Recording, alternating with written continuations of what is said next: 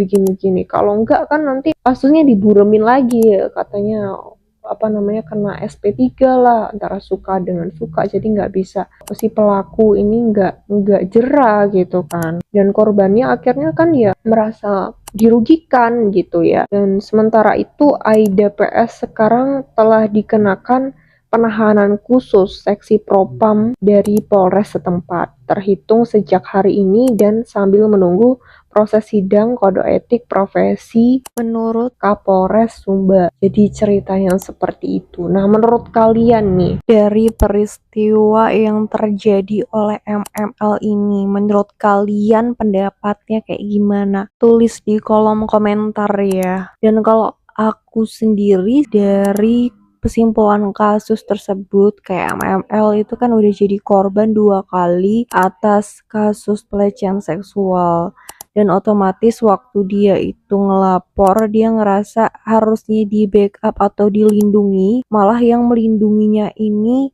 melakukan suatu kegiatan yang tidak senonoh dan tidak menyenangkan terhadap korban, dan itu hal yang harusnya tidak patut dicontoh gitu kan, tidak menjadi contoh yang baik terhadap masyarakat. Apalagi yang melakukan akan hal tersebut itu adalah institusi masyarakat yang seharusnya itu tugasnya dia mengayomi gitu kan. Ini gimana nih institusi kepolisian, harusnya kan jadi penegak hukum, malah ini yang harusnya ditegakkan oleh hukum gitu. Tapi harapannya semoga MML ini mendapatkan keadilan yang sesuai dan akhirnya pulih dari trauma-trauma yang dia alami. Dan pokoknya jangan sampai ada kejadian yang serupa yang menimpa oleh MML ini gitu. Kasian banget, ini dia masih muda, kita belum tahu latar belakangnya dia udah pernah menikah atau belum, dan kalau misalnya belum pernah menikah pasti kan ada trauma tersendiri gitu ya